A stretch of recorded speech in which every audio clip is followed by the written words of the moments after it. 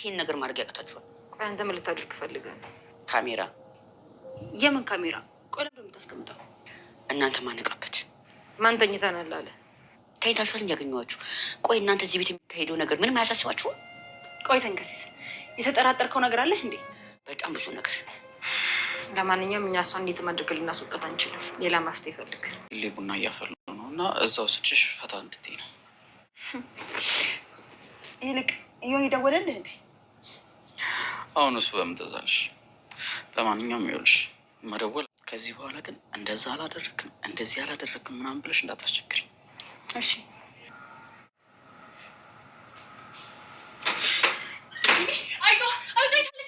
በዘገድሽ አብረሽና ይጣሉ እንደሚዛኝጣ የግሌ ይኸውልሽ እንደፈለግሽ አድርገሽ ግያትሽ።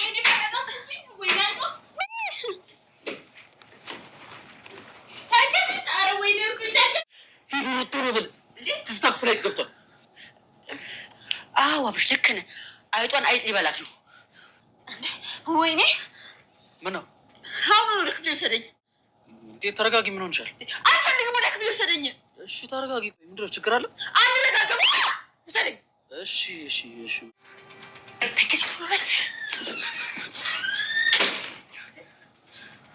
ቆይ ምን እያደረጋችሁ ነው? አቤት ተንከሲስ ዛሬ ታሪክ ሰራ። መጭማ አጭር ሰው ታውቃላችሁ፣ አጭር ሰው መለኛ ነው፣ አጭር ሰው ተንኮለኛ ነው። ስለዚህ ዛሬ በሚገርም ሁኔታ ትዝታን እንግዲህ ጉድ አድርጓታል ማለት ነው። ውድ ቤተሰቦቻችን በጣም ነው የሚገርመው፣ በጣም ነው የሚደንቀው ማለት ነው። በጣም ደስ በሚል ሁኔታ እንግዲህ ደስ ብሎኛል እውነት ለመናገር ምክንያቱም የትዝታ ተንኮል መታወቅ አለበት። በቃ ከአንዳንድ መታወቅ መገለጥ እያንዳንዱ ነገር ማወቅ ስላለባት ስለዚህ ደስ በሚል ሁኔታ እንግዲህ ይሄን ነገር እንትን ብላለች ማለት ነው።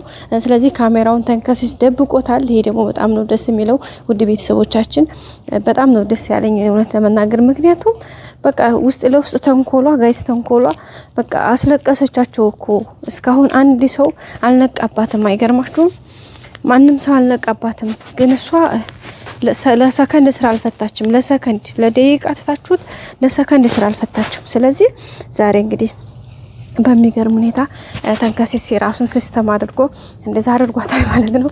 ደግሞ የተጠቀሙባት ሙድ መጀመሪያው ውጪ ምናምን ስትባል ቢያሌ ማለት ነው። ስለዚህ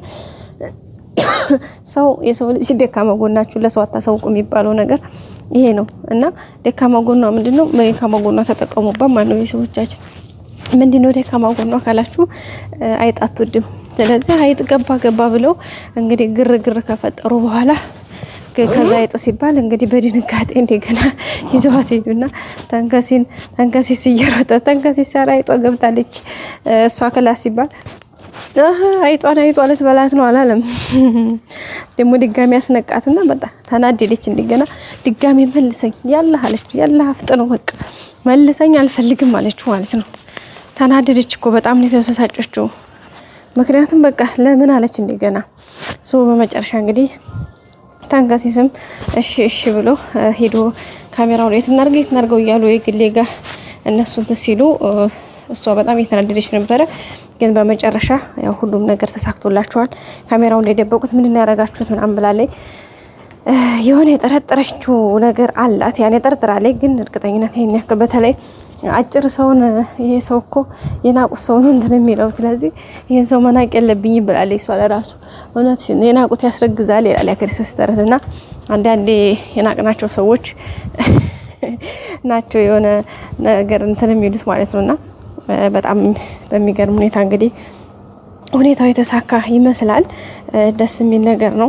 ቀጣዩን ፈጣሪ እርዳቸው። ስለዚህ ያ ካሜራው ከተደበቀ ያንዳንዱ ነገር ስልክ መታወራው እዚህ ጋር ሲቀጥል ደግሞ ይሄው ለዋላይ ቁጭ ብሎ የሆነ ሲቆንጣት ነበረ ትንቀሳቀሳለች ብሎ ተንከሲስ ነቅቷል። ታውቃላችሁ በቃ በጣም ነው የነቃባት። ግን ያን ነገር ሲያደርግ እያንዳንዱ ነገር እንትና አላለም በቃ ታውቃላችሁ። ግን ተዛ ማለት ነው ጋይስ እንደዛ ሲያደርግ በመጨረሻ በቃ ነቃች። ያኔ ለዋላይ ሆኖባት ከዛ የተወሰነ ተፈራግጣ ምናምን ነበረ። ከዛ እንደገና ግን ተወቹ ማለት ነው ጋይስ እንደነቃባት ስትገባት ወደ ኋላ ዞር ብሎ እግሯን እያየ ነበርና ከዛ እግሯ ሲንቀሳቀስ እንደገና አቆመችው ማለት ነው።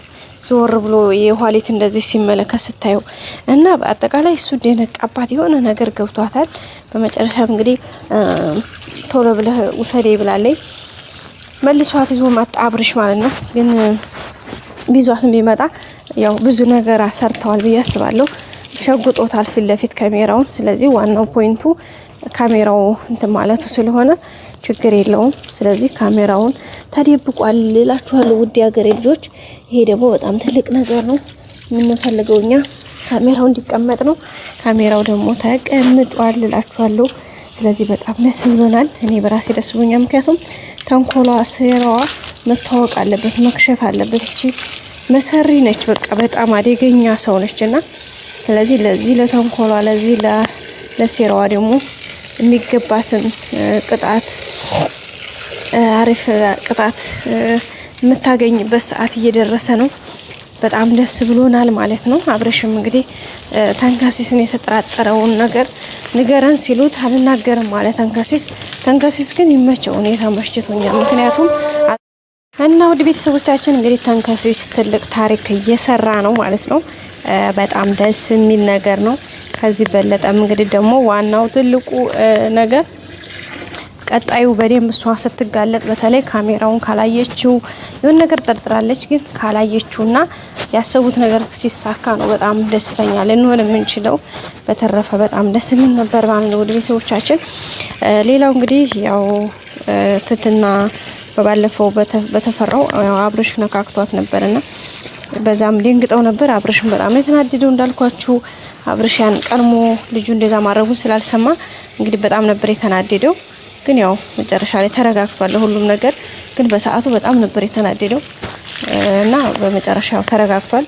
ግን በጣም ከባድ ነው እውነት ለመናገር። ግን እንግዲህ ትትና መታመም የለባትም በእርግጠኝነት እዛ ብለን እናምናለን። ምክንያቱም እሷ ለራሷ ብዙ ጭንቀት፣ ብዙ ሀሳብ፣ ብዙ ጣውረዶች የህይወት እንትኖች ያላት ልጅ ናት። ስለዚህ ሌላ ነገር ከዚህ የበለጠ ነገር ባይጠበቅባት ደስ ይላል ማለት ነው ውድ ቤተሰቦቻችን። ቀጣይ ሁሉም ነገር እንግዲህ አሪፍና መልካም እንደሚሆን ተስፋ እናድርጋለን። ሌላው ደግሞ ያው መሳይ ነው። መሳይ ተወሰነ ተሽሎታል። በዛ ላይ ደግሞ አሁን ላይ ግን ያው የቀጣይ ህይወት ጉዳይ እሱ ህመሙ በሽታውን ስለሚያውቅ ትንሽ አሳሳቢ ላይ ነው ያለው። ምክንያቱም ቀጣይ ወደፊት ተስፋው ብዙ ያን ያክል አይደለም። ምክንያቱም ከሁኔታዎች አንጻር ከነገሮች አንጻር በቃ የኔ እኮ ጉዳይ ምናምን እያለ ነው። በተለይ ስለ እህቱ ስለ ትትናና ስለ አብርሽ ግንኙነት ሲያስብ አብርሽ በቃ ነገ ጧት ጤነኛ ሆኜ እህቴን ኩሜ ብድርልህ ደስ ይለኝ ነበረ፣ ግን እኔ ለዛ አልታደልኩም፣ እዛም የምደርስ ሰው አይደለሁም እያለ ነው። ምክንያቱም በህመሙ የጤና ጉዳይ ከባድ እንደሆነ ያው በሕክምና ስለተነገረው፣ ግን ያው እነሱ አያውቁም። በተለይ ደግሞ አሁን ላይ ባለፈው ታሞ በነበረ ሰዓት ላይ አብርሽ በዛ ልክ ሲጨነቅለት ነበርና ያን ነገር መስዋዕትነት ትልቅ ነገር ስላደረገለት በጣም ተደስቷል ማለት ነው። በቃ በዚህ ልክ ስላደረገልኝ ነገር እያለ ሲል ነበር ማለት ነው። ውድ ቤተሰቦቻችን በቀጣይ እንግዲህ በተለይ የትዝታ ጉዳይ መውጣት አለበት። ሌላው ደግሞ እንግዲህ ጽጌ በጣም ነበር ያሳዘነች ዛሬ።